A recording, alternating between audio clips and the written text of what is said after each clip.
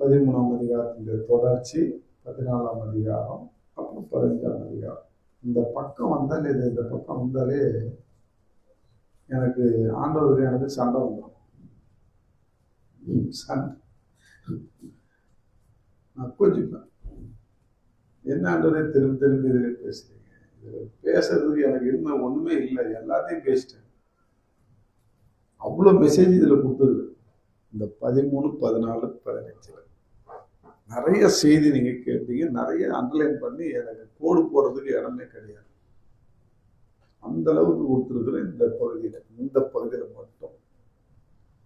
எனக்கு இதே பகுதி வந்தால் நானும் வந்து சண்டை போட்டுட்டு வேற பகுதியை காட்டுங்க, இல்லை நான் வேற செய்தி சொல்லுங்க அப்படின்னு. அந்த மாதிரி நிறைய மாற்றிருக்கிறேன், நிறைய கேட்டிருக்கிறேன், சண்டை போட்டிருக்கிறேன்.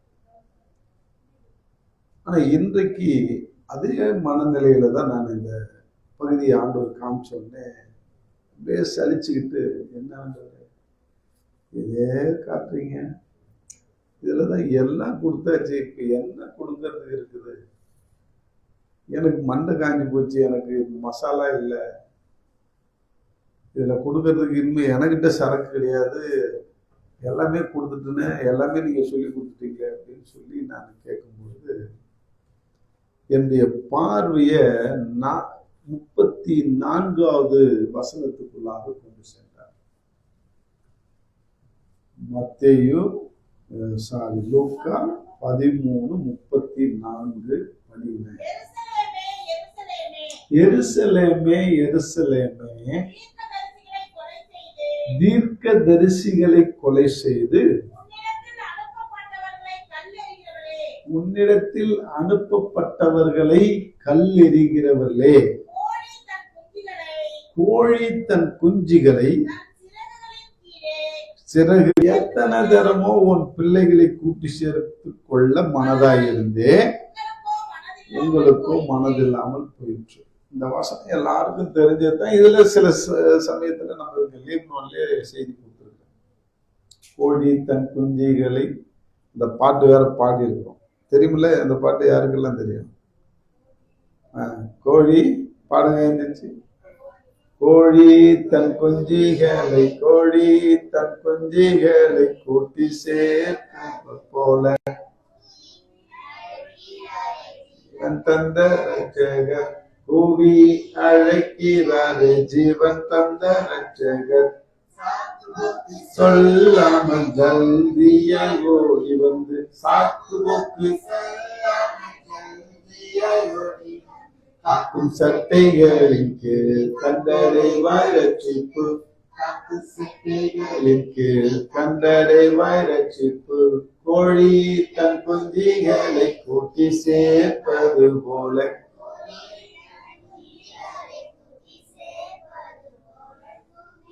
அழைக்கிறாரே, ஜீவன் தந்த ரட்சகர் கூவி அழைக்கிறாரே, ஜீவன் தந்த ரட்சகர் சாக்கு போக்கு சொல்லாமல் ஜல்தியாய் ஓடி வந்து காக்கும் சட்டைகளின் கீழ் கண்டடைவாய் ரட்சிப்பு.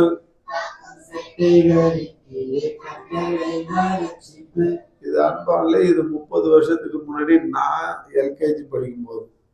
அப்படியா? எல்கேஜி நான் படிச்சதே கிடையாது. எங்க காலத்தெல்லாம் 1வது 2வது தான். ஆனா ஆண்டவருக்குள்ளாக நான் எல்கேஜி படிக்கும்போது, ஆண்டவருக்குள்ளாக நான் புதிய ஆத்மாவா ஒரு சபைக்கு போகும்போது, அங்க சிதம்பரத்துல எல்இஎஃப் யூத் சென்டர் அப்படின்னு இருக்கும், அண்ணாமலை நகர்ல. அதில் நான் போய் உட்காந்து இந்த பாட்டை சண்டே கிளாஸ்ல பாடும்போது காலையிலே போயிடுவேன். போனாக்கா இன்னும் சர்ச்சை ஆரம்பிக்காது, அப்போ சண்டே கிளாஸ் நடக்கும். அங்கே போய் உட்காந்துருவோம் அப்படியே அமைதியாக சண்டே கிளாஸில். ஏன்னா பேசிக்லேருந்து கற்றுப்போம், நமக்கு தான் குழந்தையாச்சே, நம்மளும் ஒரு குழந்தையா கற்றுப்போம் அப்படின்னு அந்த ஆன்டி சொல்லித்தர அந்த பாடல்லாம் கற்றுப்பேன், அந்த கதையெல்லாம் கற்றுப்பேன். எனக்கு எதுவுமே தெரியாது இல்லை பைபிளில். அப்போ இந்த பாட்டு என் மனசை விட்டு நீங்கள் இப்போ கூட நீங்கள் அந்த அளவுக்கு ஞாபகம் இருக்கு.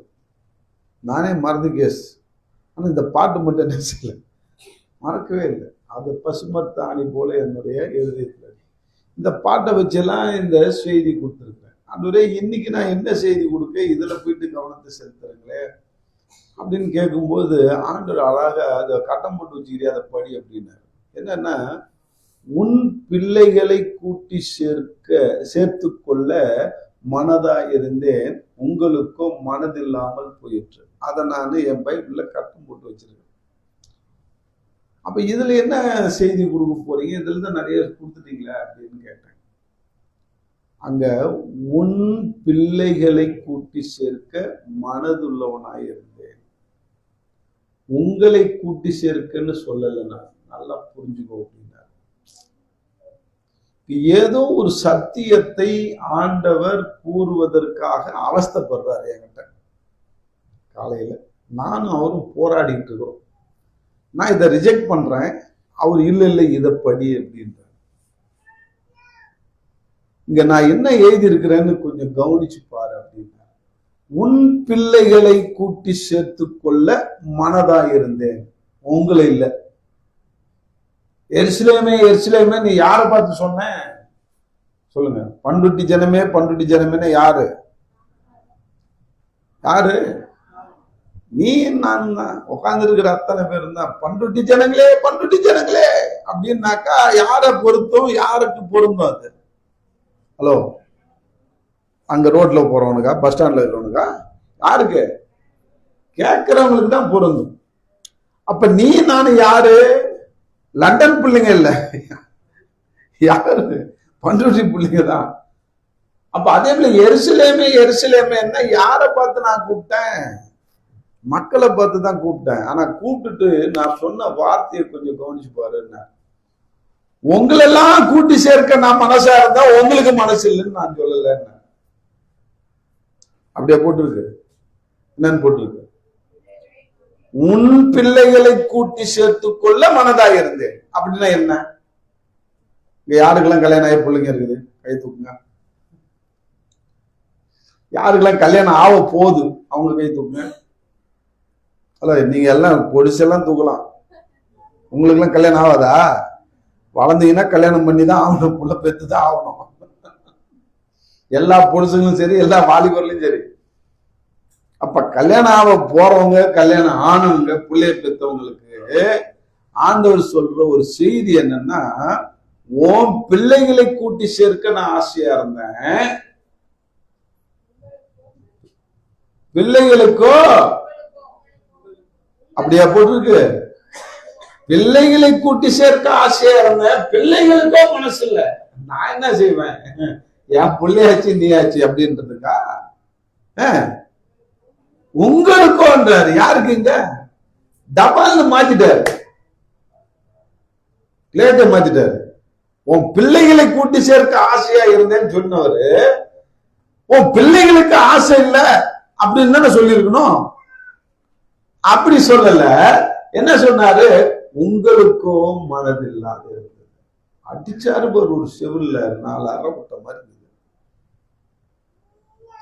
அப்ப கல்யாணம் ஆனவங்க, குழந்தைய பெற்றவங்க, பிள்ளைங்க எல்லாம் உருப்படணும்னு நினைப்பீங்களா, உருப்ப கூடாதுன்னு நினைப்பீங்களா? ஹலோ, நல்ல பிள்ளைங்களா உருப்பிட்டு நல்ல ஒரு வேலைக்கு போய் எங்களை அப்பா அம்மாவை காப்பாற்றணும், ஆண்டவருக்கு சாட்சியா இருக்கணும்னு நினைப்போமா, நினைக்க மாட்டோமா? அப்ப ஆண்டவர் நம்ம பிள்ளைகள் எல்லாம் கூட்டி சேர்க்க, அவர்கிட்ட கூட்டி சேர்த்து அவருடைய பிள்ளைகளாய் மாற்றுவதற்கு அவர் விருப்பம் கொண்டிருக்கிறார், மனசா இருக்கிறார். ஆனா யாருக்கு மனசு இல்லையா? பிள்ளைகளுக்கு மனசு இல்லைன்னு சொல்லல. யாருக்கு மனசு இல்லையா?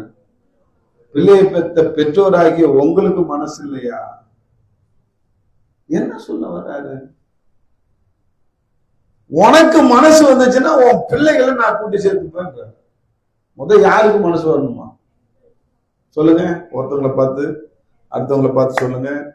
நீ பெற்றோரு, நானும் பெற்றோரு. சொல்லு. நாம தெரிஞ்சுன்னா பிள்ளைங்களை ஆண்டவர் கூட்டி சேர்த்து அவர் அழகா வளர்ப்பார். நம்ம இப்ப திருந்தா கிடக்குதான் தான் பிள்ளைங்க உருப்படாக கிடக்குது. சொல்லு. பிள்ளைங்க உருப்படாக கிடக்குன்னு கூட வார்த்தை வேண்டாம், பிள்ளைங்க அழகாத கிடக்குது. நம்ம சொல்ற பேச்செல்லாம் கேக்குதா பிள்ளைங்க? ஹலோ பெற்றோர்களே, தம்மா வாண்டு கேட்க மாட்டேன், ஜான்சன் மாவும் கேட்க மாட்டான் பாரு. பாரு என்ன கலட்டா பண்றான் பாத்தியா, அப்படின்றான். அவன் மிரட்டுறான் அவங்க அப்பா. சொல்லு புரியுது? 1 வயசு கூட ஆகலையா? எனக்கு அவன் பார்த்துக்கிட்டே இருப்பேன். அவங்க அம்மா மிரட்டும், கொடுக்கணும்னா அழுவான், அடம் பிடிச்சி அழுவான். அடங்காத்தானே அது. அது எதனால பிள்ளைங்க மேல தப்பா? பிள்ளைங்க கத்துக்கிட்டே பிறந்ததா அடங்கக்கூடாதுன்னு? அன்பாலே நாம அடங்கல, அதனால பிள்ளைங்க அடங்கல. நாம அடங்கிறதுக்கு மனசு இல்ல. ஆண்டவருக்கும் ஆண்டுடைய வார்த்தைக்கும் அடங்குவதற்கு மனதில்லாமல் நான் இருப்பதினாலே நாம் பிள்ளைகள் அடங்க மாட்டோம். நான் இங்க வந்து உட்காந்துட்டு இதை கொஞ்சம் தியானிச்சேன். என்ன செய்தி கொடுக்கறது எனக்கு தெரியல தலைவரை, இது ஒரு புது வித்தியாசமான ஒரு செய்தியா இருக்குது அப்படின்னு சொல்லி நான் தியானிக்கும் போது அப்ப என்னகிட்ட இருந்து வந்தார், உனக்கு ஒரு சபை வச்சு நடத்துற, நீ ஒரு அப்பா ஸ்தானத்திலையும் உன் மனைவி அம்மா ஸ்தானத்திலையும் இருக்கிறாங்களா அப்படின்னு. ஆமா இருக்கிறாங்க. இப்போ உனக்கு கொடுத்த பிள்ளைங்களாம் இந்த விசுவாசிகளாம் யாரு? ஆவிக்குரிய பிள்ளைகள், அப்படித்தானே சொல்லுவ. இந்த ஆவிக்குரிய பிள்ளைகள்லாம் அடங்கலன்னு நீ சொல்றல்ல, நீங்களாம் அடங்காதவங்களா? அடங்கிதான் இருக்கிறீங்க. கொஞ்சம் கொஞ்சம் தப்பு பண்றோம், கொஞ்சம் கொஞ்சம் அப்படி ஓடுறோம், ஆடுறோம், கீழ்படியாம போறோம். அன்பாலே என்ன வேதனை அப்படின்னாக்கா, அப்ப என்னுடைய வேதனையை ஆண்டவர் அறிந்து, நீயும் உன் மனைவியும் அடங்க மனசா இருந்தா உன் பிள்ளைகள் அடங்குவாங்க. எங்கிருந்து ஆரம்பிக்கிறாரு? என்கிட்ட இருந்து ஆரம்பிக்கிறாரு. அதே போலதான் உன் விசுவாசிகளுக்கு சொல்லு, பிள்ளைங்களுக்கு சொல்லு.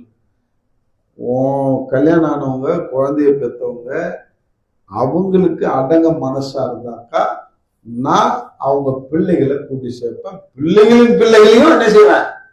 கூட்டி சேர்ப்பேன். அதனால்தான் இவ்வளவு வாக்கு தத்துவம் கொடுத்துருக்கிறேன். வேதத்துல இத்தனை பேரை நான் சாட்சியா வச்சிருக்கிறேன், அதை நீ கத்துக் கொடு அப்படின்னா. எத்தனை பேருக்கு புரியுது? ஹலோ, என்னாலதான் சொல்லுங்க, பக்கத்துல பார்த்து சொல்லுங்க, எங்களாலதான் சொல்லுங்க. எங்களாலன்னா யாரால? எங்களாலன்னா என்னுடைய நானும் என் மனைவியினாலதான். சொல்லுங்க. என் பிள்ளை எப்படி இருக்கு? ஆண்டவர் என் பிள்ளைய இன்னும் பிராக்கெட் போடவே இல்லை. பிராக்கெட் போட்டோன்னா புரியுதா? அவருடைய வளையத்துக்குள்ள கொண்டு வரல, அவருடைய அரவணைப்புக்குள்ள கொண்டு வரல. அது இன்னும் அடங்காம கிடக்குது, இன்னும் சத்தியத்தை தெரியாம கிடக்குது, இன்னும் செல்போன்லயே அடிமையா கிடக்குது. எதுல கிடக்குது? செல்போன்லயே கிடக்குது. செல்போன் பார்த்தாதான் தூக்கம் வருது அதுக்கு. அதனால இன்னைக்கு நாம அடங்கிட்டோம்னா, நாம கீழ்ப்படிச்சோம்னா ஆண்டவர் பிள்ளைங்களை சேர்த்துப்பார். இந்த சத்தியத்தை மட்டும் நம்ம கத்துக்கிட்டோம்னா போதும். இப்போ எனக்கு இது வந்து குல்லாகதான் ஞாபகம். குல்லாக வியாபாரி ஒருத்தன் தான், தெரியுமா? சின்ன பிள்ளைகளை படிச்சுக்கிட்டுமா இல்லையா? உங்களுக்கு எல்லாம் வந்துருக்குதா குல்லாகதை? வந்தது இல்லையா? சின்ன பிள்ளைங்களுக்கு குல்லாகதையே படிச்சது இல்லையா? அடப்பா, எங்களுக்கு எல்லாம் கட்டம் போட்டு 4 கட்டத்துல குல்லா வியாபாரி ஒருத்தன் குல்லாகத்துக்கு போனான்னா, அவனுக்கு ரொம்ப வெயில்ல டயர்ட் ஆயிட்டான்ட்டு ஒரு மரத்துங்கிட குல்லாவை கூடையெல்லாம் வச்சுட்டு தூங்கிட்டான். குரங்கு, அந்த மரத்துல வந்த குரங்கெல்லாம் என்ன செஞ்சுட்டு, அவன் கூடையில இருந்த குல்லாவெல்லாம் எடுத்து அது மாட்டிக்கிட்டு உட்காந்து குரங்கு என்ன செஞ்சுட்டு இருந்தான், டான்ஸ் போட்டுட்டு மரத்து மேல இருந்தான். இவன் தூங்கி நினைச்சு பாக்குறான், கூடையே காணாம். கூட இருக்குது, கூடையில இருக்கிற குல்லாவை காணாம். எந்தடா குல்லாவை காணான்னு அண்ணாந்து பார்க்கலாம், எல்லாம் ஒரு குரங்கு பட்டாலுமே என்ன செஞ்சுட்டு இருக்குது, இந்த கூடையில இருந்த குல்லாவை அது தலையில போட்டுட்டு படுத்து கிடக்கு. இவன் கெஞ்சலாம், டேய் குரங்குலா குல்லாவை போடுங்கண்ணா, வியாபாரத்துக்கு போன குல்லாவை போடுங்கண்ணா. குரங்கு போடுமா? போடல. இவன் கூத்தாடி பார்த்தான், ஆடி பார்த்தான், என்னவோ செஞ்சு பார்த்தா போடல. யோசனை வந்தது, சரி இதுங்க குல்லாவை எப்படி கேட்டி போட வைக்கலாம். இப்ப நாம முதல்ல என்ன செய்வோம், நம்ம தலையில இருக்கிற குல்லாவை கேட்டி கூடையில போடுவோம். அப்ப என்ன நடக்குது பாப்போன்ட்டு தான் தலையில இருக்கிற குல்லாவை கேட்டி கூடையில போட்டான். அவ்வளவுதான். இவன் போட்ட அடுத்த நிமிஷம் ஒவ்வொரு குரங்கும் தான் தலையில இருக்கிற குல்லாவை கேட்டி என்ன செஞ்சத கீழே போட்டுச்சு. கீழ்படிய வேண்டிய ஆள் யாரு? நீங்க இல்ல, சொல்லுங்க. பிள்ளைங்க இல்ல, யாரு? பெற்றோர்களாகிய நாம தான். பெற்றோர்களாகிய நம்ம ஒழுங்கா இருந்தோம்னா நமக்கு ஆண்டவரை கிட்டி சேரணும், ஆண்டுடைய வார்த்தையை படிக்கணும், ஆண்டுடைய வார்த்தையின்படி நடக்கணும், ஆண்டுடைய கீழ்ப்படிதல்ல கொண்டு போகணும்னு நமக்கு மனசு இருந்ததுன்னா பிள்ளைகளை ஆட்டோமேட்டிக்கா அவர் கூட்டி சேர்த்துப்பாங்க. பிள்ளைங்க ஒவ்வொன்றும் இருக்குயா, எப்படி இருக்கும்? சூப்பரா இருக்கும். ஒவ்வொரு பிள்ளைங்க நீ ரிஸ்கே எடுக்க தேவை, அதாவது வேலையை பார்க்கும், அதாவது டாப்பஸ்ட்ல இருக்கும். உன் பிள்ளை நீ எந்த அளவுக்கு கிட்டி சேர்றியோ அப்ப எனக்கு அப்படியே கொஞ்சம் விஷயத்துல கொண்டு வந்தார். ஆபிரகாமை கொண்டு வந்தார். ஆபிரகாம் ஆண்டவருக்கு எந்த அளவுக்கு கீழ்ப்படிஞ்சான் சொல்லுங்க.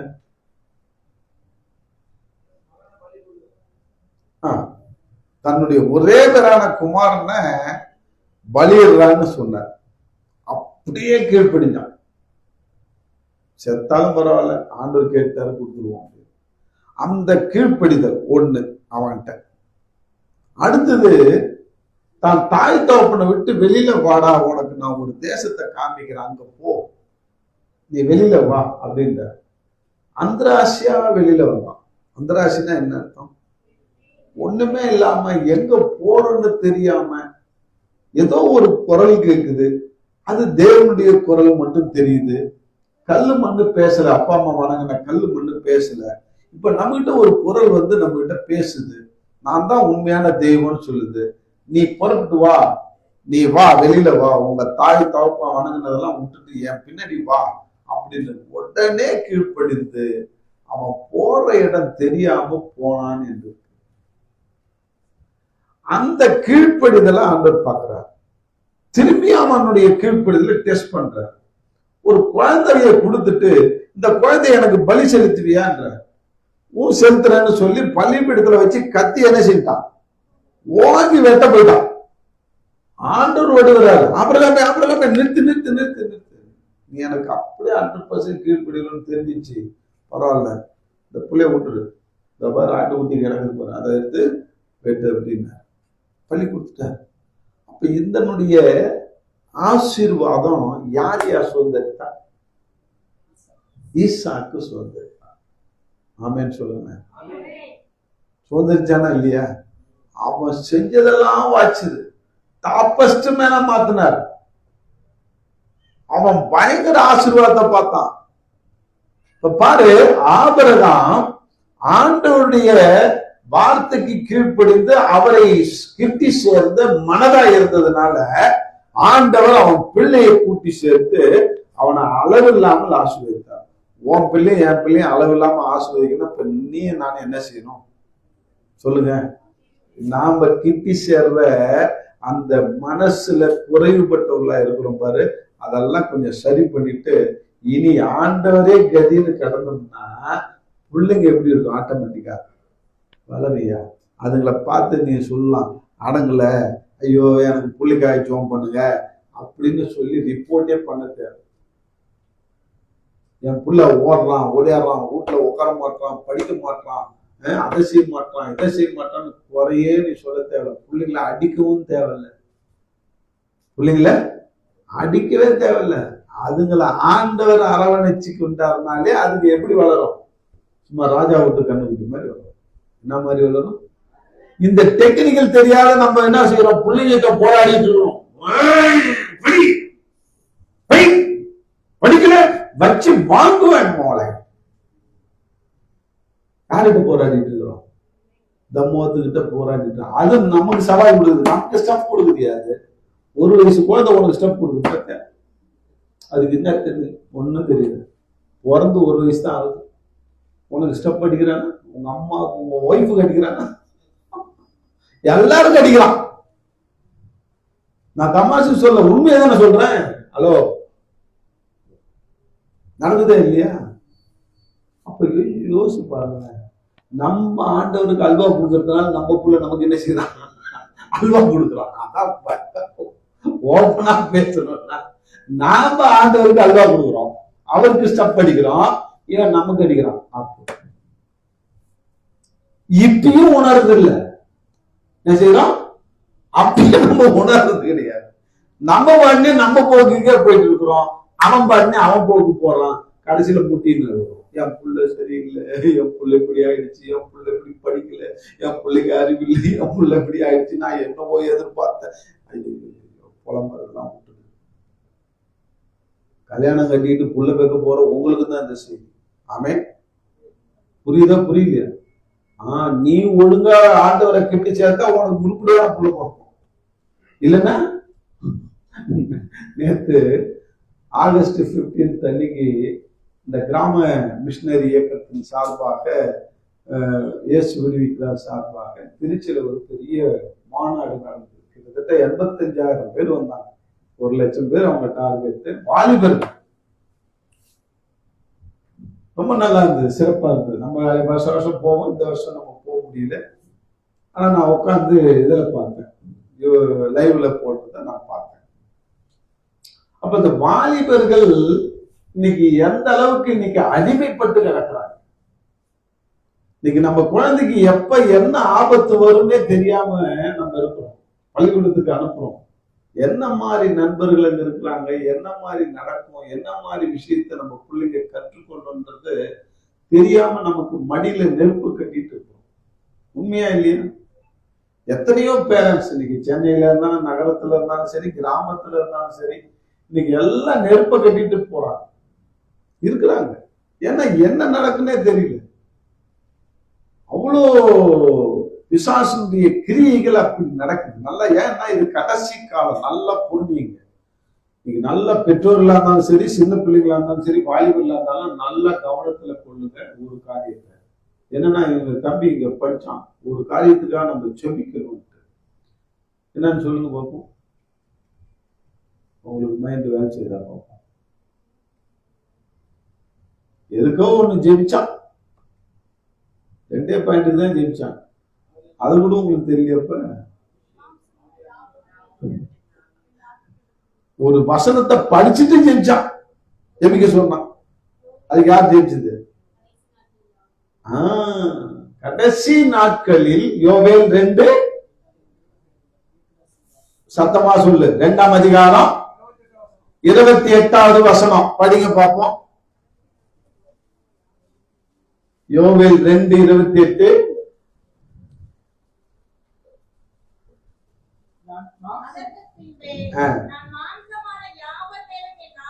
மாமிசமான யாவர் மேலும் என் ஆவியை ஊற்றுவேன், உங்கள் குமாரரும் குமாரத்திகளும் தீர்க்க தரிசனம் சொல்வார்கள். அதெல்லாம் விட்டுருங்க. குமாரத்தியை பத்தி தான் இப்ப பேச்சே. நம்ம பிள்ளைகள்லாம் உருப்படணுமா உருப்படக்கூடாதா? சொல்லுங்க, வாயை திறந்து சொல்லுங்களேன். உருப்படணும். ஆண்டவருக்குள்ளாக ஆண்டோடைய பார்வை என் பிள்ளைக்கு மேல செலுத்தணும். ஆண்டோடைய அரவணைப்பு என் பிள்ளைகளுக்கு கிடைக்கணும். ஆண்டவர் நான் கூட்டி சேர்க்க மனதாய் இருந்தேன்னு சொல்லி புலம்புறாரு. ஆனா உங்களுக்கும் மனசு இல்லைன்னு சொல்றாரு. யாருக்கு மனசு இல்லையா? பிள்ளைங்களுக்கு மனசு இல்லாம இல்ல. யாருக்கு? பெற்றோராகிய நமக்கு மனசு இல்ல. நாம ஆண்டவர்கிட்ட போனோம்னா பிள்ளைகளை கூட்டி சேர்த்துப்பார். அவரு நம்மளை கூட்டி சேர்த்த பிறகு பிள்ளைகளையும் கூட்டி சேர்த்துப்பார், பிள்ளைகளுடைய பிள்ளைகளையும் கூட்டி சேர்த்துப்பார். அது அவருடைய வேலை. ஆனா உனக்கு மனசு இல்லையே. இந்த கடைசி நாட்களிலே இதுதான் நடக்கும். ஏன்னா மாம்சமான யாவர் மேலும் என் ஆவியை ஊற்றும்படியாக நான் சித்தம் உள்ளவனா இருக்கிறேன். பிசாசு என்ன செய்யறான்? உங்களுக்கு மனசு இல்லாம போட்டு உங்க பிள்ளைகளை நான் வெறுக்க மாதிரி செய்யறான். நான் கூட்டி சேர்க்க மாட்டேன், விட்டுருவேன், டீல்ல விடுவேன். ஒரு வார்த்தை எனக்கு ரொம்ப அடிக்கடி என்ன டிஸ்டர்ப் பண்ணும். அந்த வார்த்தை எங்க இருக்குன்னு எனக்கு தெரியல, எடுத்தவங்க சொல்லுங்க. நீ என் வேதத்தை மறந்தா உன் பிள்ளைய ஓசியால இருக்குது, படிங்க கொஞ்சம். அத எல்லாரும் அதை படிச்சு கத்துங்க. என்னை அடிக்கடி டிஸ்டர்ப் பண்ணும். என் பிள்ளைங்களுக்கு ஏதாவது ஒரு குறை வந்துச்சுன்னா உடனே இந்த வசனம் தான் என் முன்னாடி வந்து நிற்கும். 6:10 ஓசியா 4ஆம் அதிகாரம் 6வது வசனம், பக்கம்.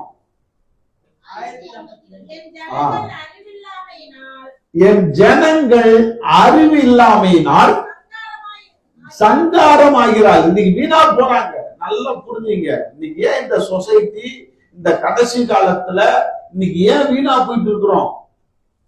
அறிவில்லாமல் வேத வசனத்தை அறிந்து கொண்டு புரிந்து கொண்டு அதன்படி செயல்படுறதுக்கு அறிவில்லாமல் நாம சங்காரமாகிறோம் என்று சொல்கிறார். ஆனால் தான் நீங்க பாட்டு பாடணும். என்னன்னு? வேத வசனம் அறிந்து கொள்ள வெளிச்சம் தாரும் ஆவியானவரே. வேத வசனம் உனக்கு புரியணும்னா வெளிச்சம் வேணும். பக்கத்துல பார்த்து சொல்லு பாப்போம். வேத வசனம் புரியணும்னா ஆவியானவருடைய வெளிச்சம் தேவை. அதை பெற்றுக்கொள். அதை பெற்றுக்கொண்டா உனக்கு அறிவு தானா வந்துருச்சு. வெளிச்சம் இல்லை. வேத வசனத்தை இன்னைக்கு புரிந்து கொள்வதற்கு நமக்கு என்ன தேவை? ஆவியானவருடைய வெளிச்சம் தேவை. இருள உட்கார்ந்து கிடக்கிறோம். இருள உட்கார்ந்து கிடக்கிறதுனாலதான் இந்த வேதம் நம்ம கையில கொடுக்கப்பட்டோம். இதனுடைய பொக்கிஷம் கொடுக்கப்பட்டு இதனுடைய மதிப்பு தெரியாம கிடக்கிறோம். பிச்சை எடுக்கிற மாதிரி பிச்சை எடுத்துட்டு கிடக்கிறோம். நிம்மதி இல்ல, சமாதானம் இல்ல, சந்தோஷம் இல்ல. என் பிள்ளைங்க எனக்கு அடங்க மாட்டேங்குது, என் புருஷன் அடங்க மாட்டான், என் பிள்ளைங்க அதாவது இஷ்டத்துக்கு அலையுது. இன்னைக்கு எத்தனை பேரண்ட்ஸுடைய கம்ப்ளைண்ட். 30 வருஷமா 60 வருஷமா இயேசுகிட்ட போறாங்க, சபைக்கு போறாங்க, சபையில சத்தியத்தை கேட்கிறாங்க, சத்தியத்தை கையில வச்சுக்கிட்டு அலையிறாங்க. ஆனா என்ன செய்ய முடியல? அதை புரிந்து கொள்ள வெளிச்சம் இல்லை. அதை புரிந்து கொள்ள வெளிச்சம் இல்லை. அதனால இன்னைக்கு உண்மையிலே சொல்றாங்க, இன்னைக்கு ஆண்டவர் என்னோட பேசுனதே ஒரு வித்தியாசமா இருக்குது. ஏன்னா அவர்கிட்ட நான் போராடினது எனக்கு தான் தெரியும். இந்த பக்கத்தை நான் ஸ்கிப் பண்ண தள்ளுறேன். நான் இதுல கொடுக்க மாட்டேன்னு தகராறு பண்றேன். இல்ல படின்ற. அப்ப இங்க என்னத்த படிக்க சொல்ற அப்படின்னு கேக்குறேன். அப்ப உன் பிள்ளைகளை கூட்டி சேர்க்க மனதா இருந்தேன், உங்களுக்கோ மனசு இல்லைன்னு சொல்றீங்க. உன் பிள்ளைக்கு மனசு இல்லைன்னு நான் சொன்னா, அப்ப பெற்றோர்கள் திருந்தனாக்கா பிள்ளைகளை நான் கூட்டி சேர்ப்பேன்டா. இந்த ரகசியத்தை சொல்றேன். எத்தனை பேர் இந்த ரகசியம் புரிஞ்சுது? கரங்களை தட்டி நம்ம ஆண்டவர் எதுக்கு தட்டுற? நான் தட்டுன்னு சொன்னதுனால தட்டியா? அப்படின்னா உனக்கு அறிவில்லைன்னு அர்த்தம். உணர்ந்து தட்டணும். இந்த வார்த்தை வந்துட்டு இருக்கும்போது, ஆகா இவ்வளவு நாளா நான் அந்த ரகசியத்துக்கு என் கேள்விக்கு விடை காணாமல் இருந்தேன், இன்னைக்கு அந்த ரகசியம் தெரிஞ்சிச்சு, விடையை கொடுத்துட்டார் ஆண்டவர்னு நீயா கரங்களை தட்டணும். நான் சொல்லி இல்ல. புரியுதா புரியலையா?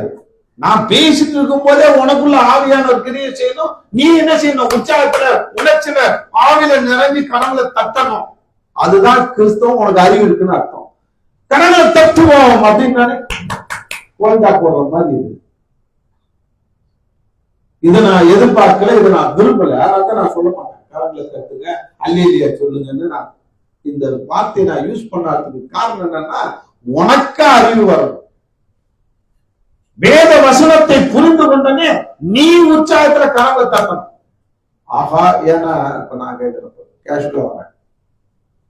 எத்தனை பேருக்கு இந்த கொஸ்டின் இருக்குது? என் பிள்ளை என்ன அடங்க மாட்டேங்குது, எப்ப ஒரு சோறு உண்டதுனால சினிமா இருக்குது, அது என்னது செல்போனை பார்த்தாதான் சோறே வாங்கிது, இதுல இருந்து என்ன பிள்ளைய காப்பாத்துறதுக்கு என்னால முடியலையே. எத்தனை பேர் கொஸ்டின் கேட்டுட்டு இருக்கீங்க? ஹலோ, ஓப்பனா ஒத்து பெற்றோர்களாகி நீங்க ஓப்பனா, என் புள்ள அடங்காததுக்கு என்ன காரணம் ஆண்டவரே?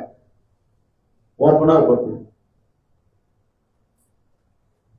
அது என்ன கையை அப்படி தூக்கி இருக்கிறீங்க? ஏன் வெக்கமா இருக்குதா? அதே நல்லா தூக்கிட்டு 5 நிமிஷம் இருந்தது. ஆண்டவரே, என் புள்ள அடங்காததுக்கு காரணம் தெரியாம நான் அழுகிட்டு கிடந்தேன். சொல்லுங்க, கையை உயர்த்திட்டே சொல்லுங்க, மனசால சொல்லுங்க. ஆண்டவரே, என் புள்ள அடங்காத இருக்கிறதுக்கு காரணம் தெரியாம அழுகிட்டு கிடந்தேன். இன்னைக்கு என்னோட நீ பேசுறீங்க ஆவியானவர, என் கண்ணை திறக்கிறீங்க ஆவியானவரன்னு சொல்லுங்க. இன்னைக்கு நான் அடங்கால, நான் உங்ககிட்ட வர்றதுக்கு மனசு இல்லை, அதனால்தான் என் பிள்ளைய நீங்க விட்டுட்டீங்க. நான் இன்னைக்கு நான் ஒத்துக்கிட்டேன், இன்னைக்கு நான் ரகசியத்தை புரிஞ்சுக்கிட்டேன், இன்னைக்கு நான் ஒப்பு கொடுக்குறேன்னு சொல்லி ஒப்பு கொடுங்க. கையை உயர்த்தி ஒப்பு கொடுங்க தயவு செய்து. ஆண்டவரே, நான் இன்னைக்கு இனிமே கேட்கறதுக்கு மனசு சொல்லணும், உன்னை சேர்றதுக்கு மனசு சொல்லணும், உன் வேதத்தை படிக்கிறதுக்கு மனசு சொல்லணும், என்னை மாத்துக்கிற ஆண்டவரே. என் பிள்ளை நீங்க பாத்துக்க ஆண்டவரே, ஒப்பு கொடுங்க. கேட்டுட்டு இருக்கும் போதே ஒப்பு கொடுங்க. ஆவியானவர் உங்களோட பேசி கொண்டிருக்கிறார். Thank you Jesus, thank you Jesus. இயேசுவா, இயேசுவா, இயேசுவா. உட்கார்ந்து கரத்தை கீழே போடுது. இப்ப படிக்க அந்த வார்த்தை படி. இல்ல இல்ல, ஃபர்ஸ்ட்லயே படிங்க. ஓசியா 6:4 4:6 படிங்க. என் ஜனங்கள் அறிவில்லாமையினால் சங்காரமாகிறார்கள். இனி நாம யாரும் சங்காரம் ஆகக்கூடாது. நல்லா புரிஞ்சுங்க. அதுக்காக இதை திரும்ப திரும்ப படிக்கிறேன். என் ஜனங்கள் அறிவில்லாமல் சங்காரமாகிறார்கள். நீ அறிவை வெறுத்தாய். எதை வெறுத்த? கடவுளை வெறுக்கல. நல்லா புரிஞ்சுக்கோ, நல்லா புரிஞ்சுக்கோ. இயேசுவை நீ வெறுக்கவே இல்லை. இயேசு உனக்கு பாசமுள்ள தேவன் இல்லையா? எல்லாத்தையும் வெறுத்துட்டு வந்துட்ட. நீ முன்னாடி வெறுத்த, சினிமா வெறுத்த, பாவத்தை வெறுத்த, விக்கிரகத்தை வெறுத்த, எல்லாத்தையும் வெறுத்த. இயேசு என்ன செஞ்சுட்ட? உறுதியா புடிச்சுக்கிட்ட. இயேசுவை நீ வெறுக்கல, ஆனாலும் உறுப்பு இல்லை. ஏன்? இயேசுவை ஏற்றுக்கொண்ட 20-30 வருஷமா. இன்னைக்கு உண்மையிலே சொல்றேன், மலேசியால இருந்து ஒரு தாய் எனக்கு போன் பண்றாங்க, ஒரு வாய்ஸ் மெசேஜ் அனுப்புறாங்க. 30-40 வருஷமா அவங்க சீனியர், வயசானவங்க. இயேசுவை அப்படியே புடிச்சுக்கிட்டாங்க, உசுராக நினைக்கிறாங்க. ஆனா நிம்மதி இல்லை. என்னது நிம்மதி இல்லை? பிள்ளைங்க அடைக்கல, பிள்ளைங்களுக்காக ஜோக் பண்ணுன்றாங்க. ஏன் இந்த கூக்குரல்? ஏன் இந்த அவல நிலைமை?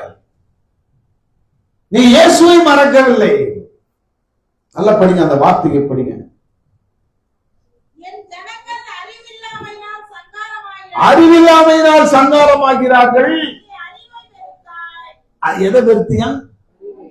இயேசுவை வெறுக்க. அறிவை வெறுத்தேன்னா என்ன அர்த்தம் சொல்லு? அறிவை வெறுத்தாய் என்றால் என்ன அர்த்தம்?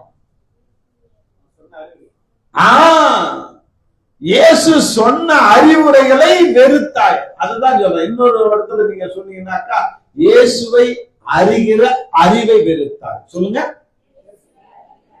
அப்படின்னா என்னன்னா, இயேசுவை நேசிக்கிற. இயேசு சொன்னதை நேசிச்சியா? இயேசு சொன்ன வார்த்தைகளை நீ நேசிச்சியா? இயேசு சொன்னபடி வாழ்ந்தியா? அதுதான் அறிவு. இயேசுவை அறிந்து கொள்றது அறிவல்ல, அது ஒரு இன்ஷியல் ஆரம்பம்.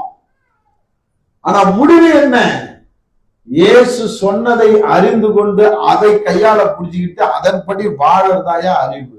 அதுதான் அவர் சொல்றாரு, பவுல் சொல்றாரு, ரோமர் 1ஆம் அதிகாரத்துல அழகா சொல்றாரு. எத்தனாவது வசனம்னு சொல்லுங்க? 28 சொல்றாரு. 1:28 மறக்கவே மறக்காதீங்க. தேவனை அறியும் அறிவை பற்றி கொண்டிருக்க அவர்களுக்குன்னா யாருக்கு? எனக்கு, எங்களுக்கும், கிறிஸ்தவர்களுக்கும். யாருக்கு? இங்க பவுல் யாரை பத்தி எழுதுறாரு? நம்மளை பத்தி தான் எழுதுறாரு. அந்த காலத்துல ரோமருக்கு எழுதுறாரு, ரோமர்கிட்ட விட்டுறாத. இன்னைக்கு உனக்கு எனக்கும் அவர் அறிகிற அறிவை பற்றி கொண்டிருக்க மனசு இல்லையா? இன்னைக்கு அதுதான் யார் தேவன் சொல்றாரு. உங்களுக்கோ மனதில்லை. அறிகிற அறிவை பற்றி கொண்டிருக்க மனதில்லாத்தினால் தேவன் அவர்களை தகாதவைகள். இது எனக்கு என்னால ஜீர்ணிக்க முடியாத ஒரு வார்த்தை. தேவனே நம்ம உயிருக்குயிராய் நேசிக்கிற ஆண்டவரே நம்மள தகாதவைகளை செய்யறதுக்கு ஒப்பு கொடுக்குறார். கேடான சிந்தைக்கு. என்னதான் அந்த கேடான சிந்தை ஒரு லிஸ்டே போடுறாரு. 24 வருது. படிச்சு பாத்தீங்கன்னா தெரியும். படிங்க.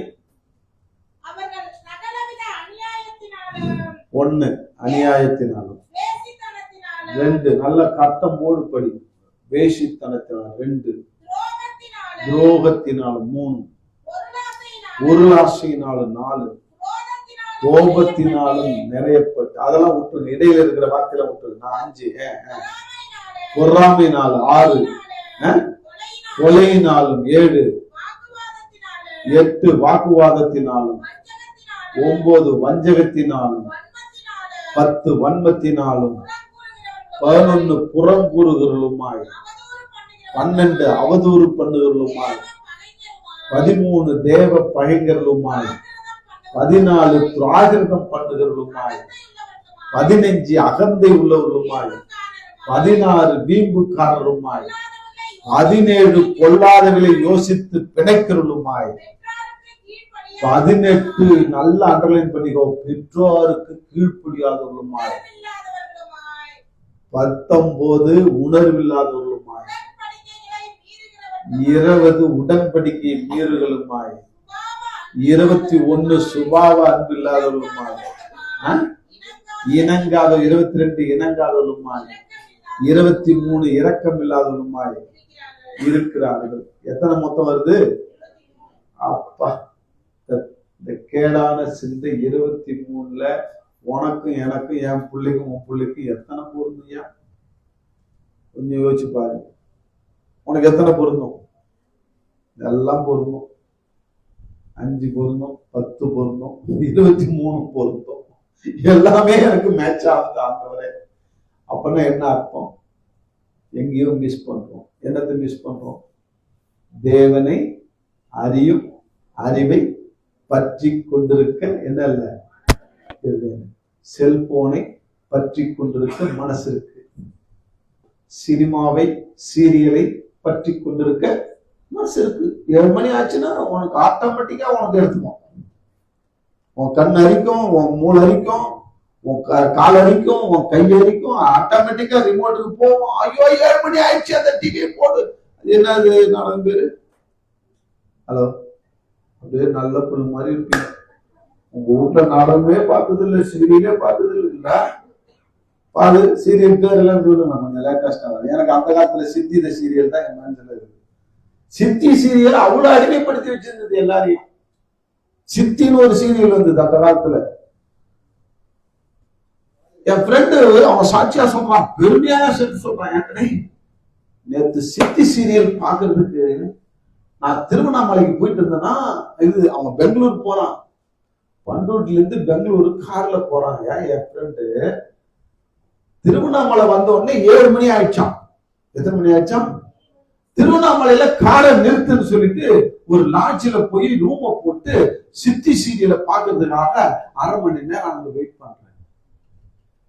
சித்தி சீரியல் 8 மணி 8:30 முடிஞ்சு அப்புறமா சாப்பிட்டா, அதுக்கப்புறம் என் பயணத்தை தொடர்ந்தேன். என்ன மாதிரி இருக்குது தெரியுமா?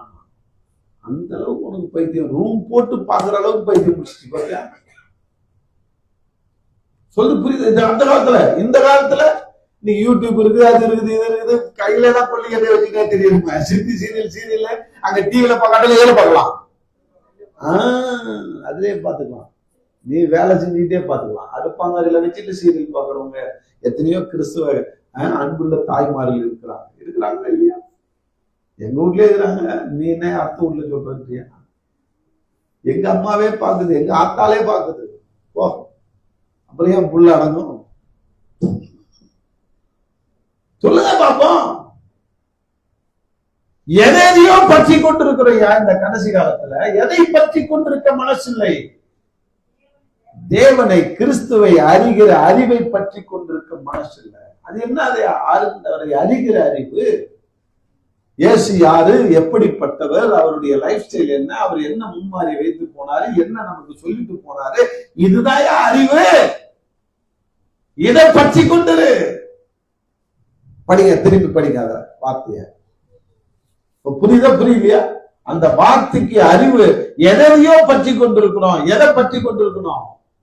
இயேசு சொன்ன வார்த்தையை பற்றி கொண்டிருக்கணும். அதுதான் அவரை அறிகிற அறிவு. அதை படிக்க. ஓசியாவை திரும்பி ஓசியாவிலே கை வச்சுங்க. சங்காரம் ஆகிறார். இது யாரும் சங்காரம் ஆகக்கூடாது. அதுக்காக இன்னைக்கு ஆண்டவர் உன்னோட என்னோட பேசுறாரு. நீ அறிவை வெறுக்கவே கூடாது. இனிமே அறிவை நேசிக்க ஆரம்பி. இயேசுவை எப்படி நேசிக்கிறியோ உயிருக்கு உயிரா அவர் சொன்னதையும் நேசிக்கணும். ஆமென். அதுதான் அறிவை நேசிக்கிறார். அறிவை வெறுக்காத, அறிவை நேசி. இயேசுவை அறிகிற அறிவு நான் இன்னும் அதிகமா நேசிக்கணும், அதிகமா நான் அறிந்து கொள்ளணும், புரிந்து கொள்ளணும்னு சொல்லி நேசிக்க ஆரம்பி. அறிவை வெறுக்காத. அடுத்தது, ஆகையா என்னது? என் ஆசாரியனா இராதபடிக்கு நானும் உன்னை வெறுத்து விடுவேன். இன்னைக்கு பாருங்க, இதுல நீங்க எல்லாம் நினைப்பீங்க தெரியுமா? ஆசாரியனுக்கு தானே இது, எனக்கு இல்ல. இது யாருக்கா? ஆசாரியனுக்கு தானே இருக்கிறார். ஆசாரியனா யார் தெரியுமா? பூசாரி, கோயில் குருக்கள். நீ என்ன குருக்களா? நான் பிசினஸ் மேன், நான் எம் டீச்சர், ஐ எம் வியாபாரி. நான் ஒண்ணு ஆசாரி. ஆசாரின்னா யாருன்னா நம்ம பாணியில ஊழியக்காரன். யாரு? ஆமா, அது கேசவனுக்கு தான் பொருந்தும், எனக்கு அப்படின்னு நீ தப்பிச்சுக்காத. இன்னைக்கு ஆண்டவர் சொல்றாரு, நாம எல்லாரும் யாரெல்லாம் இயேசுவை ஏற்றுக்கொண்டோமோ அத்தனை பேருமா ஆசாரியர்கள். ஆமென், ஆமென். ஒத்துக்கிறீங்களா இல்லையா? நம்ம யாரெல்லாம் இயேசுவை ஏற்றுக்கொண்டோமோ நாம தான் யோவான் தீர்க்கதரிசி. ஆமென். நம்ம எல்லாமே ஆசாரியர்கள். இன்னைக்கு பிரெக்மான்ஸ் ஒரு பாட்டு பாடுகிறார், ராஜாக்களும் நாங்களே. அப்ப அந்த பாட்டை பொய்யா பாடுறியா? இல்ல அர்த்தம் தெரியாத பாட போறியா? பாடிட்டு இருக்கிறியா? எனக்கு இல்லைங்க, இது ஆசாரியனுக்கு தான். சொல்ல முடியுமா? ஆசாரியரும் நாங்களே. பாட்டு பாரு, வெக்கமா இல்ல? ஆசாரியனை எவனோ நினைச்சிட்டு இருக்கியா? யாரு? நான் தான். சொல்லு. நீ படிக்க ஆசாரியனுக்கு விளக்கம் கொடுக்குற அந்த ஒரு வார்த்தைக்கு விளக்கம். நீ என் ஆசாரியனா இராதபடிக்கு நானும் உன்னை வெறுத்து விடுவேன். நீ உன் தேவனுடைய வேதத்தை மறந்தாய், ஆகையால் நானும் உன் பிள்ளைகளை மறக்கவே மறக்காது. சும்மா அப்படியே பொண்ணு எழுத்துல எழுதுற மாதிரி எழுதி வச்சுக்கோ, மனசுல அப்படியே ஆணியால எழுதுற மாதிரி எழுதி. எனக்கு இந்த வார்த்தை மறக்கவே மறக்காது. என் வேதத்தை நீ மறந்தாய். சொல்லு. அப்புறம் ஆகையால் அடிக்கிறாரு பாரு. என்னையா நாம வேதத்தை மறக்கிறதுக்கும் பிள்ளைக்கு என்னையா சம்பந்தம்? ஏன் அனாவசியமா பிள்ளைகிட்டே போறாரு அவரு? ஹலோ, உனக்கு ஒரு நடைமுறையில நடக்கிற சம்பவத்தை சொல்றேன். ஒரு மாடு, சென மாடு கண்ணு போட்டுருச்சு. என்ன மாடு? சும்மா கட்டேரி கண்ணு போட்டுருச்சு. சும்மா ஒன்று இருக்குது, பால் மடி சும்மா அப்படியே பஸ் இருக்குது. சும்மா பால் 10 லிட்டர் கறக்கும். அந்த ஓனர் என்ன செஞ்சான், சரி இந்த மாட்டை வித்துருவோம், நம்ம கஷ்டத்துக்குன்னு வித்துட்டான். வாங்கிட்டு போறவன் ஆசையா, சரி பால் மாடு நம்ம வாங்கிட்டு போறோம் அப்படின்னு சொல்லிட்டு அந்த மாட்டை இழுத்து இழுத்து பார்ப்பான். என்ன செய்யாது? வராது. என்ன செய்யாது? ஏன்? கண்ணு குட்டி இருக்குதே, இதை விட்டுட்டு எப்படி வர்றதுன்னு அது முடிஞ்ச வரைக்கும் சண்டி பிடிக்கும். வரவே வராது. இழுத்து இழுத்து பார்ப்பான், மூக்கலாம், வரவே வராது. வீட்டுக்காரன் சொல்லுவான் ஓனர், டேய் இதை விட்டுடுற, கண்ணு குட்டியை தூக்கிட்டு நீ முன்னாடி சைக்கிள்ல போ, தானா வருண்டா அப்படின்னா. அவன் வாங்கின வியாபாரி என்ன தெரியுமா செய்வான்? கண்ணு குட்டியை குண்டு கட்டா தூக்கிப்பான். அது தூக்க முடியுமா இல்லையா? தூக்கி சைக்கிள்ல உட்கார வச்சுட்டு அவன் பாட்டே முன்னிப்பான். பின்னாலையா பழையாட்டு. இது நடைமுறை. இதேதையா ஆண்டவர் செய்யறாரு. உன்னை இழுக்கணும்னா, உன்னை என் பக்கம் இழுக்கணும்னா என்ன செய்யணும்? கைய தட்டு நல்லா. ஏன் அப்புறம் அப்படியே தட்ட? ஒன்னு இழுக்கணும்னா யாரை இழுத்தா போதும்? பிள்ளைய இழுத்தா. அதனாலதான் சொல்றாரு, நீ மறந்தன்னா உன் பிள்ளைய மறந்துடுவேன். உன் பிள்ளையதான் கூட்டி சேர்க்க ஆசையா இருந்தா உனக்கு என்ன இல்ல, மனதா இல்ல. எப்படி பேசுறாரு ஆண்டவர்? பெரிய ஆண்டு.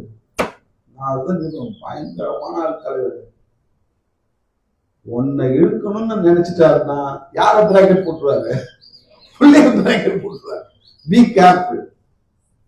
இந்த வசனம் என்ன ஞாபகப்படுத்திட்டே இருக்கும் அடிக்கடி. ஆண்டவரே என் பிள்ளைங்களுக்கு ஒண்ணு வரக்கூடாதுன்னா நான் என்ன செய்யணும் சொல்லுங்க? நான் என்ன செய்யணும்? இனி பிறக்க போற பிள்ளைக்கு ஒண்ணு வரக்கூடாதுன்னா நீ இப்ப என்ன செய்யணும்? வேதத்தை செஞ்சு இன்னைக்கு நீ ஐயோ என் பிள்ளைகளாம் நல்லா இருக்கும் ஆண்டவரே, இப்பயே நான் ரகசியத்தை உனக்கு சின்ன வயசுலயே கத்து கொடுத்துட்டாரு.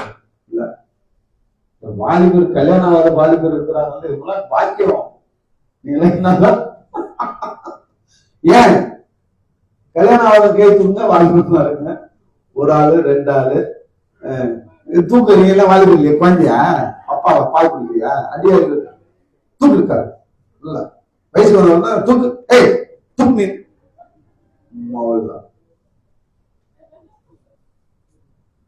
நீங்க கல்யாணம் பண்ணீங்கன்னா உள்ள வைப்பீங்களா இல்லையா? நீங்களாம் பாக்கியவான். இப்பயே இந்த ரகசியத்தை சொல்லி கொடுத்துட்டாரு. இப்ப நீங்க என்ன செய்யணும்?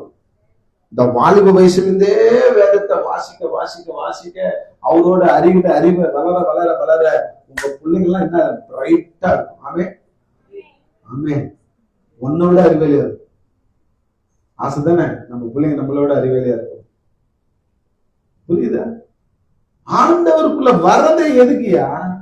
நம்ம நல்லா இருக்கணும், பிள்ளைங்க நல்லா இருக்கணும். அதுதானே பாடுபடுறோம். ஹலோ, நீ காலையில இருந்து எழுந்திரிச்சு ஒரு சாண வயிற்றுக்கா பாடுபடுற, உனக்காக பாடுபடுற. என்னன்னு புள்ள குட்டி நல்லா இருக்கணும், புள்ள குட்டி நல்லா இருக்கணும். என் வாழ்க்கையே துறக்கிறோம் ஐயா புள்ள குட்டிக்காக. இன்னைக்கு அந்த ஃபாரின்ல போய் வேலை செய்யறவங்களுடைய இதெல்லாம் நான் பார்த்தேன்னா அப்படியே கண்ணீர் வெடிப்பேன். அங்க பெரிய ஆபத்தான வேலையை செய்வான். ஏன்? குடும்பத்துக்காக, பிள்ளைங்களுக்காக தியாகம் பண்ணி பிள்ளைங்களை மறக்காம. நேற்று ஒரு பட்டிமன்றம் பார்த்தேன். அந்த பட்டிமன்றத்தை சொன்னாங்க, ஒரு பிஞ்சு தாய் அப்படியே அந்த பிறந்த குழந்தையினுடைய அந்த கால் இருக்கும் பாரு, அந்த பிறந்த குழந்தை கால் அது எப்படி இருக்குமா? செக்க சிவேன்னு இருக்கும். அதை அப்படியே அந்த கன்னத்துல வச்சுக்கிட்டு அந்த ஒரு பரிசு, அந்த அன்பு அது தந்தைக்கு கிடைக்காது. ஏன்? அவன் பாரியில வேலை செய்யறான்.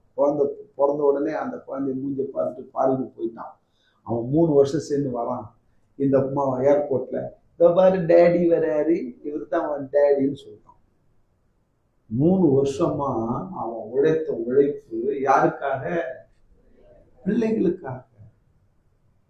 அப்ப அந்த பிள்ளைகள் நல்லா இருக்கணும். நீ உழைக்கிறது பெருசு இல்லையா?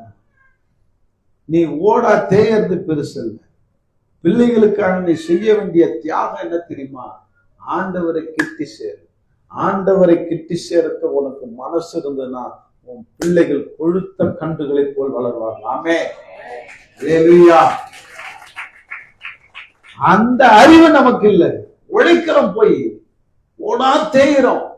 ஆனா பிள்ளைகள் உருப்படல. ஏன்? பிள்ளைகளால மனசு கஷ்டம், சங்கடம். ஏன்?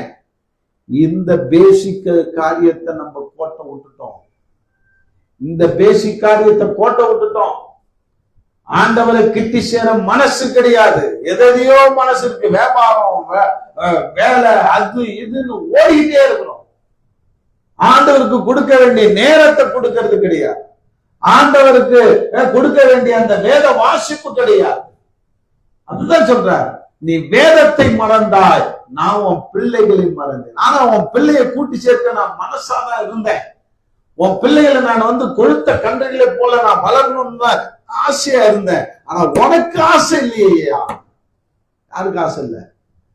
பெற்றோராகிய நமக்கு ஆசை இல்லையே. நம்ம புத்தியெல்லாம் கேடுபாடா போயிட்டு இருக்குது. இன்னைக்கு எல்லாம் திருத்துங்க. எத்தனை பேர் பேசிட்டு இருக்கிறார்? நான் உணர்றீங்க. ஆண்டவர் பேசிட்டு இருக்கிறான்னு எத்தனை பேர் உணர்றீங்களோ? உங்களை ஒப்பு கொடுத்து அப்படியே நான் திருந்து நான் நிறைய கொண்டு வந்தேன் பேசணும். ஆனா எப்படியோ ரூட்டை போயிட்டு இருக்கு. ஆனா இன்னைக்கு உணர்த்துற எல்லா பேரண்ட்ஸுக்கும் சரி, வாலிப பிள்ளைகளுக்கும் சரி, சிறு பிள்ளைகளுக்கும் வேதத்தை நம்ம வாசிக்க மறந்தா நம்மளை மறக்கிறாரு, நம்ம பிள்ளைகளை மறக்கிறாரு. இந்த கஷ்டம்லாம் இதுதான் தான். என் பிள்ளை அடங்கவே மாட்டாங்க, என் பேச்சை கேட்கவே மாட்டாங்கன்னாக்கா என்ன அர்த்தம்னா, நீ கேட்கலையா பேச்ச? நான் கேட்கல பேச்ச, என் மனைவி கேட்கல பேச்ச, ஆனால் தான் அடங்காதது. நம்ம ஒழுங்கா கேட்டோம்னா, நம்ம ஒழுங்கா வேதத்தை வாசம்னா, ஆண்டவர் பிரியமா ஒழுங்கா நடந்தோம்னா பிள்ளைகள் ஆட்டோமேட்டிக்கா நடப்பாங்க. ஏன்னா ஆண்டுடைய வலயத்துல கொண்டாங்க. அவரை கூட்டி சேர்த்துப்பார், தானாவே சேர்த்துப்பார், அவர் அரவணைச்சுப்பார் பிள்ளைகளை. அப்புறம் பாரு பிள்ளைகளுடைய வளர்ச்சி பாரு. நீ ஆச்சரியப்படும்போது அபிபரிதமா இருக்கு. உண்மையிலே நான் எல்லாம் சொல்லுவேன், இன்னைக்கு ஜெபிக்கிற தாயும் ஜெபிக்கிறவனுடைய தகப்பனுடைய ஜெபமும் வீணாகாதுன்னு நான் சொல்றேன். வீணே போவாங்க. அது தரதுலே இருந்தாலும் சரிதான். எங்கேயாவது ஒரு சுழு கூட்டாங்க கொண்டு வந்து ஓகோன்னு நிற்குவார். நீ இப்ப கவலையப்படாத. உண்மையிலே சொல்றேன், நம்ம எலியட்ல அந்த அண்ணன் பேரை மறந்துட்டேன், ஊழியக்கார பேரு. அவருடைய மகன் மதுரையில் அவர் ஊழியம் பண்ணிட்டு இருக்காரு. அவருக்கு ஒரு 4 ஆம்பளை பிள்ளைங்க. ஒரு ஆம்பளை பிள்ளை என்ன செஞ்சாலும் தரந்தல மாதிரி ஆகும். ஜோபங்களுடைய மகன் மதுரையில அவர் சர்ச்சை வச்சு பிரசங்கம் பண்ணிட்டு வருவாரா, எதிர்க்க கேட்ல நின்றுட்டு தம் அடிச்சுட்டு இருப்பான். எல்லாரையும் சைட் அடிச்சுட்டு பெண் பிள்ளைகள் எல்லாம் நெருப்பேற்றிக்கிட்டு அவன் அவ்வளவு அட்டகாசம் பண்ணிட்டு இருந்தான் அந்த தம்பி. அவருடைய மூத்த பிள்ளை அழுவாராம், அப்படியே ஆண்டவர்கிட்ட போய் கண்ணீர் வடிப்பாராம். அவ்வளவு பக்திமா.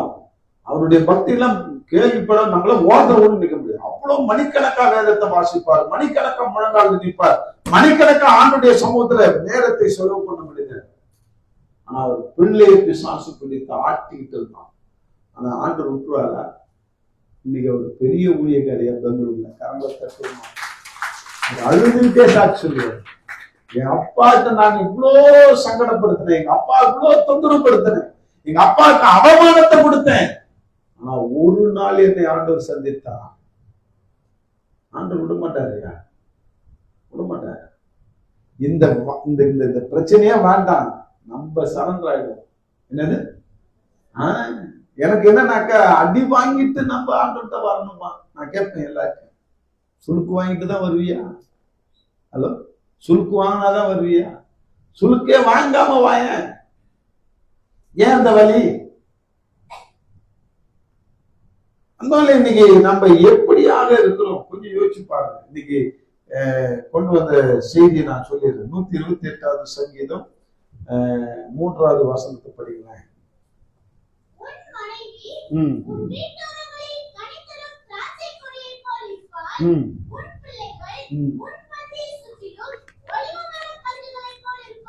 இந்த மாதிரி உன் குடும்பம் இருந்தா எப்படியா இருக்கும்? ஹலோ, ஓஹோன்னு இருக்கும். எவ்வளவு ஆசீர்வாதம் பாரு. உன் பிள்ளைகள் உன் பந்தியை சுற்றிலும் ஒளிவு மர கன்றுகளை போல் இருப்பாங்க. உன் பேச்சை கேட்பாங்க, உன் அப்பா அம்மா மதிப்பாங்க, அநேக ஆசீர்வாதமா இருப்பாங்க, சம்பாதிப்பாங்க, எல்லாம் செய்வாங்க. அப்படிப்பட்ட உன் பிள்ளைகள் இன்னைக்கு ஒளிவு மர கன்றுகளை போல இருக்கணும்னா நீ என்ன செய்யணும், நான் என்ன செய்யணும்? இந்த 3வது வசனம் நடக்கணும்னா முதல் வசனம் உனக்கு எனக்கு அப்ளை ஆகும். சொல்லுங்க, முதல் வசனத்தை படிக்க. கர்த்தருக்கு பயந்து அவர் வழிகளில் நடக்கிறவன் எவனோ அங்கதான் வைக்கிறாரா? நீ கர்த்தருக்கு பயந்து நீ நானும் பெற்றோராகிய நாம நடந்தன்னா பிள்ளைகள் ஒளிவு மர கன்றுகளை போல் இருப்பார்கள். கர்த்தருக்கு பயப்படாம துணிகரமா நீ நானும் நம்ம மனம் போன போக்குல போனோம்னா பிள்ளைகள் ஒளிவு மர கன்றுகளை போல இருக்க மாட்டாங்க, காஞ்சி போன பட்ட மரத்தை போல இருப்பார்கள். உன்னை வச்சுதாங்க அது, என்ன வச்சுதான் அது, நம்மளை வச்சுதான் அது. ஒளிவ தோப்பா உருவாகணுமா? என்ன உருவாகணும்? எனக்கு நான் ஒரு கிளிப்பு பார்த்தேன். என்னன்னா, ஒரு அப்பா அம்மா பேரண்ட்ஸ் காலங்காத்தாலே அவங்க எழுந்திருச்சு 2 பேரும் என்ன செய்வாங்க, 2 போன் எடுத்துக்கிட்டு 2 சோபால வந்து உட்காந்துருவாங்க. காலையில எழுந்திரிச்ச உடனே 6 மணிக்கு நடக்கிற சம்பவம். அந்த குழந்தை என்ன செய்யும், அப்பாவையும் பார்க்கும் அம்மாவையும் பார்க்கும். அது போய் ஒரு போன் எடுத்துட்டு அது நோண்டி நோக்குறாங்க. இவங்க பார்த்தாங்க, நம்ம செய்யறது புள்ள செய்யுது, சரி இப்ப நாம என்ன செய்யணும் அப்படின்னு கொஞ்சம் புத்தி வந்துச்சு.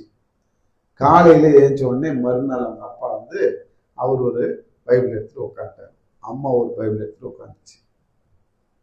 இது பார்த்தது 2 பேரும் பைபிள் வச்சு படிக்கிறாங்க, நாமளும் போவோம் அப்படின்ட்டு இது ஒரு புத்தகத்தை எடுத்து வச்சு உட்காந்து. பிள்ளைங்க திருந்தணும்னா நீ திருந்தனா பிள்ளைங்க திருந்தணும். நாமளே காலையில எழுந்த உடனே யார் முகத்தில் தான் முடிக்கிறோம்? செல்போன்ற பிசாசு முகத்தில் தான் முடிக்கிறோம். அந்த பிசாசையும் அந்த புள்ளி கட்டியும் கையில வச்சிருந்தா பிள்ளைங்களா அதான் வைக்கும். முன்னேறு போறதுதான் பின்னேறு. அன்பாலே நீ என்ன செய்யறியோ அதுதான் ரோல் மாடல் பிள்ளைகளுக்கு. இப்ப நீ எப்படி நடக்கிற, சத்தியத்தின்படி நடக்கிறியா, கடவுளை காண்பிக்கிறாயா உன் பிள்ளைக்கு, பிசாசை காண்பிக்கிறாயா, உலகத்தை காண்பிக்கிறாயா? நீ எதை காண்பிக்கிறியோ அதன்படிதான் உன் பிள்ளை வளரும். உன் பிள்ளை ஒளிவு மர கன்றுகளை போல வளரணும்னா நீ கர்த்தருக்கு பயப்படுகிற பயத்துல நீ வரணும். அப்பதான் பிள்ளைகள் ஒளிவு மர கன்றுகளை போல இருப்பார்கள்.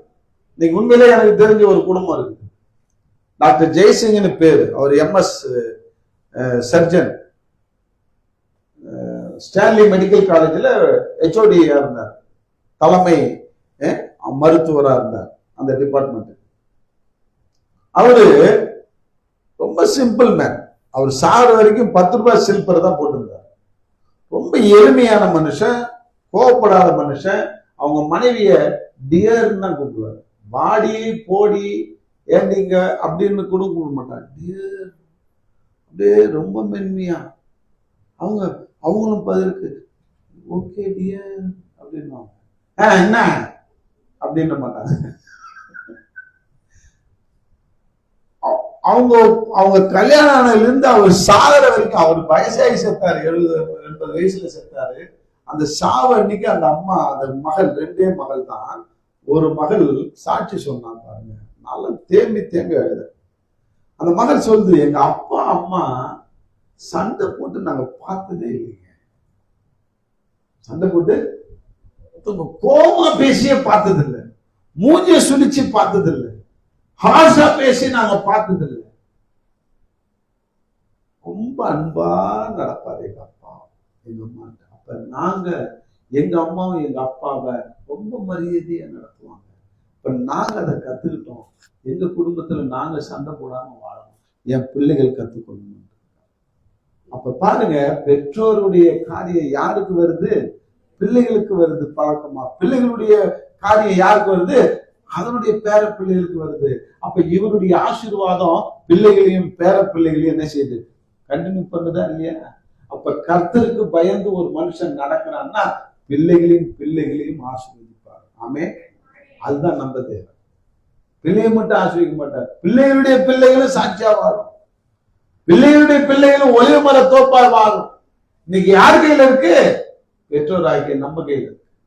அம்மாவே, நீயும் நானும் கர்த்தருக்கு பயந்து அவர் வழியிலே நடக்கும் பொழுது, அவருடைய வார்த்தையின்படி வாழும் பொழுது பிள்ளைகள் உருப்பிடுவாங்க. சொல்லுங்க.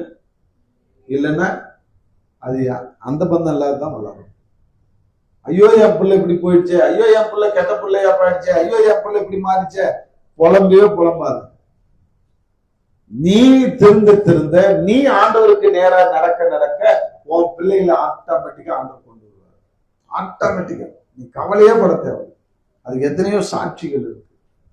அதனால இன்னைக்கு பாருங்க, அடுத்தது நீதிமொழிகள் 17:6. இதை மட்டும் பார்த்துருவோம். 3 வசனம் தான் கொடுத்தாரு, 4 வசனம்.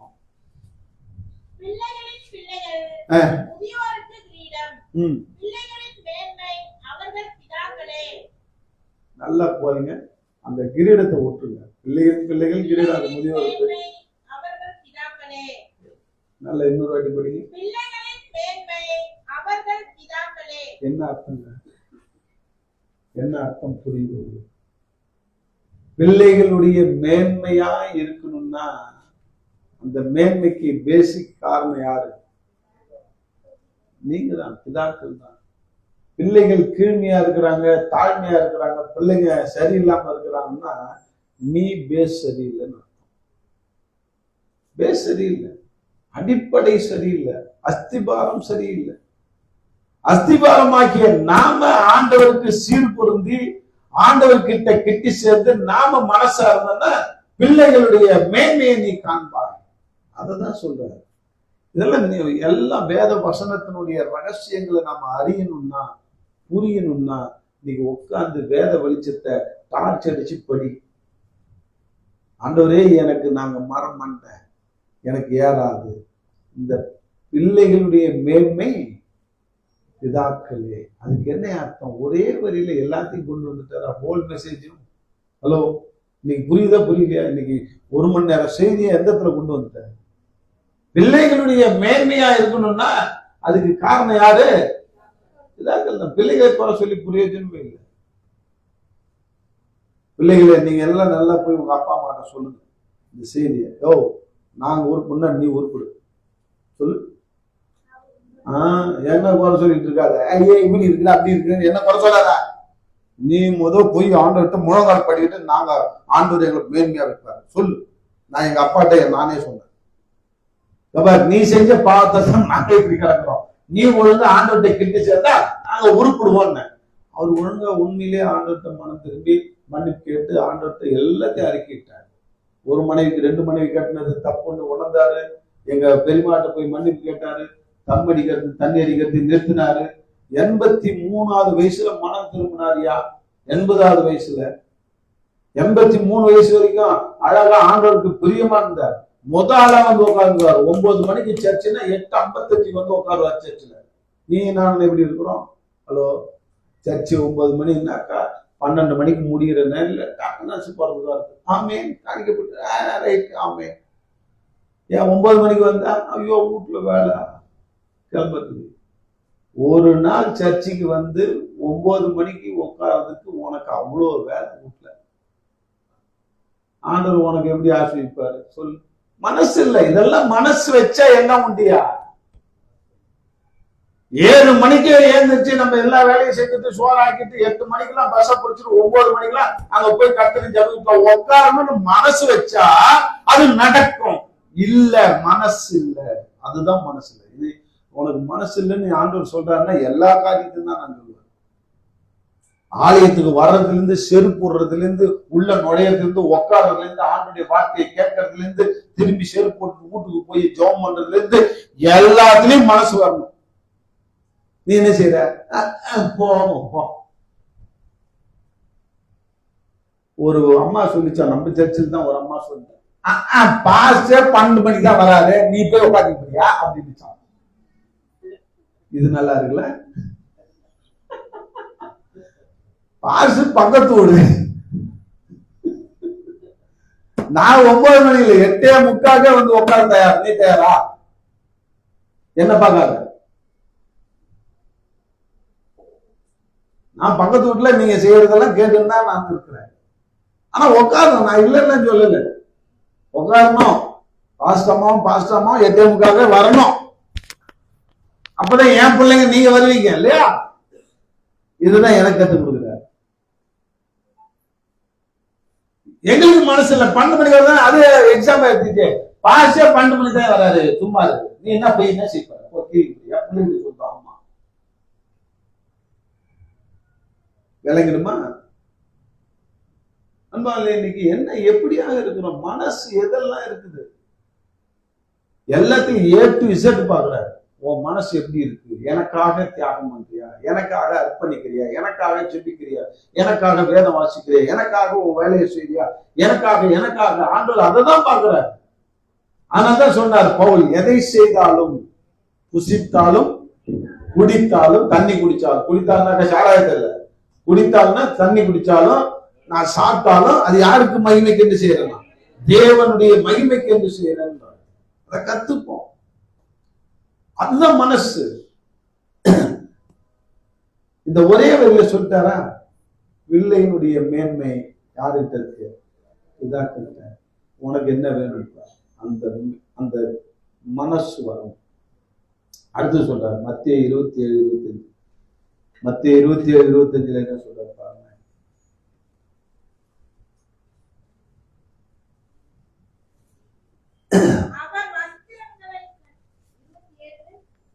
25 தானே படிங்க.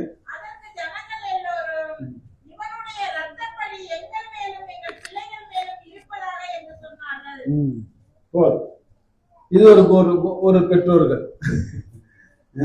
ஏசாண்டவரை சிலுவையில் அறையிறதுக்கு ஒரு விடுதலை ஆக்கணும். நீங்க தான் சிலுவையில் அறையிறீங்க, நீங்க தான் அதுக்கு பொறுப்பெடுத்துக்கணும்னு இவன் சொல்றான். அவருடைய ரத்தப்பழி எங்க மேலும், அது பிள்ளைகள் மேலும் இருப்பதா? பிள்ளைகளையும் சேர்த்துக்கிட்டான். அதனால எவ்வளவு வருஷமா சாபத்தை அனுபவிச்சான் தெரியுமா அந்த யூதா? இந்த இஸ்ரவேல் ஜனங்க எத்தனை வருஷம், எத்தனை 1000 ஆண்டுகள் தெரியுமா? அந்த மாதிரி சாபத்தை நம்ம பிள்ளைகளுக்கு வைக்க வேண்டாம். வாயால கூட வைக்காது. இதனுடைய ரத்தப்பழி எங்க மேலும், என் பிள்ளைகள் மேலும். பிள்ளைகள் மேல வர்றதுக்கு இவனுக்கு என்ன ரைட்ஸ் இருக்கு? பிள்ளைங்க உருப்படணும்னு நினைக்கிறோம். அதுதான் உண்மையான தாய். அப்ப அந்த சாபம் அவன் வார்த்தை வாயால வருவித்து கொண்ட சாபம்னு சொல்றான். யூதர்கள் தங்களுடைய வாயால வருவித்து கொண்ட சாபம் 1000 தலைமுறையா அவங்களுக்கு சாபத்தை கொண்டு வந்தது. எல்லாம் தேசாந்திரியா தெரிஞ்சாங்க. எல்லா யூதர்களும் சிதறடிக்கப்பட்டார்கள். அவனுடைய சந்ததி சந்ததி சந்ததி சந்ததியாய் 1000 சந்ததிகள் சிதறடிக்கப்பட்டன. அந்த ஒரே ஒரு வார்த்தை, எங்க மேலும் எங்கள் பிள்ளைகள் மேலும் வரட்டும். ஆசீர்வாதத்தை கூறேன். ஆண்டவரே, நான் உனக்கு பயப்படுற பயத்துல வரக்கூடிய ஆசீர்வாதம் எங்க மேலேயும் என் பிள்ளைங்க மேலேயும் வரணும்னு சொல்லு. நீ சொன்னாலும் சொல்லாட்டாலும் நீ பயந்து நடந்தனா ஆண்டுடைய ஆசீர்வாதம் உன் பிள்ளைகள் மேலும் பிள்ளைகளுடைய பிள்ளைகள் மேலும் தலைமுறை தலைமுறையா வரும். அதான் வேதம் சொல்ற சாட்சி. இன்னைக்கு நாம அதை புரிஞ்சுக்கணும். முதல் நாம ஒப்பு கொடுப்போம், ஜெயிப்போம். 3 யோவான் 1:4 படிக்கலாம். 3 யோவான் 1:4. இந்த வார்த்தையெல்லாம் நம்ம எல்லாம் பார்த்திருக்கவே மாட்டோம். படிங்க, உங்க கண்ணால அதை பாருங்க. 3 யோவான். எல்லாரும் பக்கம் சொல்லுங்க. புதிய ஏற்பாட்டுல எல்லாரும் அதை படிங்க. புதிய ஏற்பாட்டுல 331. 3 யோவான். யோவான் இல்ல, 3 யோவான் 1ஆம் அதிகாரம் 4வது வசனம் படிங்க. என் பிள்ளைகள் சத்தியத்தில் நடக்கிறார்கள் என்று நான் கேள்விப்படுகிற சந்தோஷத்திலும். எவ்வளவு பெரிய வார்த்தை பாருங்க. இதை படிச்சதுனால இன்னைக்கு மனசு மகிழ்ந்த. என் பிள்ளைகள் சத்தியத்துல வளர்றாங்கயா, சத்தியத்தின்படி நடக்கிறாங்கயா, ஆண்டவருக்கு சாட்சியா இருக்கிறாங்க, ஆண்டுடைய ஊழியத்தை செய்யறாங்கன்னு நீ கேள்விப்படும்போது ஒரு தாய் தகப்பனுடைய உள்ள எப்படி தெரியுமா மகிழும்? அதுக்கு அளவே இல்லைன்னு. இன்னொரு அடி படிங்க. என் பிள்ளைகள் சத்தியத்திலே நடக்கிறார்கள் என்று நான் கேள்விப்படும் பொழுது கேள்விப்படுகிற சந்தோஷத்திலும். இது உனக்கு எனக்கு நிறைவேறணும். ஆமென் சொல்லுங்க. ஆண்டவர்கிட்ட ஒப்பு கொடுக்குமா, ஆண்டவரே இந்த வாக்கு தத்தம் எனக்கு நிறைவேறும் ஆண்டவரே சொல்லுவோமா. எல்லாரும் முட்டி போடுவோம். எல்லாரும் முட்டி போட்டு இந்த வாக்கு தத்தத்தை திரும்ப திரும்ப சொல்லுங்க. ஆண்டவரே, என் பிள்ளைகள் உம்முடைய வார்த்தைக்கு கீழ்ப்படிந்து நடக்கிறார்கள் என்று நான் கேள்விப்படுகிற சந்தோஷம், வேற சந்தோஷமே எனக்கு வேண்டாம்யா. இந்த உலகம் கொடுக்கிற சந்தோஷம் எனக்கு வேண்டாம், இந்த பணம் கொடுக்கிற சந்தோஷம் வேண்டாம், இந்த சினிமா இந்த போனு கொடுக்கிற சந்தோஷம் வேண்டாம். என் பிள்ளை உன் வார்த்தைக்கு கீழ்ப்படிந்து நடக்குது, உனக்கு நல்ல பிள்ளையா இருக்குது, நீ கூட்டி சேர்த்துக்கிட்டேன்னு சொல்ற அந்த சந்தோஷம் எனக்கு ஒண்ணு போது ஆண்டவரேன்னு சொல்லி இன்னைக்கு ஆண்டவரை கிட்டி சேர ஒப்பு கொடுப்போமா? எல்லாரும் ஒப்பு கொடுப்போம். இன்னைக்கு வார்த்தையை கேட்ட ஒவ்வொருவரோடும் ஆண்டவர் பேசி இருக்கிறார். ஏசுலா பிள்ளையை பெத்தவங்க, பிள்ளையை பெக்க போறவங்க எல்லாரும் ஒப்பு கொடுங்க. வாலிப பிள்ளைங்க ஒப்பு கொடுங்க. ஆண்டவரே, என் பிள்ளை இப்படிப்பட்ட ஒரு சாட்சி பெறணும். அந்த கடைசியில இருக்கிறவங்க ஒப்பு கொடுங்க. ஹலோ, கடைசியில இருக்கிறவங்க ஒன்னதான் சொல்றேன், ஒப்பு கொடு, முடி போடு, ஒப்பு கொடுங்க, ஒப்பு கொடுங்க. ஜெபிக்கிற டைமை வேஸ்ட் பண்ணாதீங்க. வாயத்தான்னு சொல்ற, எனக்குன்னு புள்ள பிறக்கும் ஆண்டவரே, அந்த புள்ள இப்படி இருக்குன்னு ஆண்டவரேன்னு சொல்லி ஒப்பு கொடுங்க. நமக்கு இல்ல, பிள்ளைய பெற்றவங்களுக்கு தான் நினைச்சிட்டு நீ அலட்சியமா இருக்காது. வாலிப பிள்ளைகளே சொல்றேன் நான். கண்ணை மூடி ஜோம் பண்ணு. ஆண்டவரே, எனக்கு ஒரு காலத்துல புள்ள கொடுப்பீங்க, அந்த பிள்ளை உனக்கு கீழ்ப்படிதுன்னு நினைச்சிட்டு நான் சந்தோஷப்படணும்னு சொல்லு.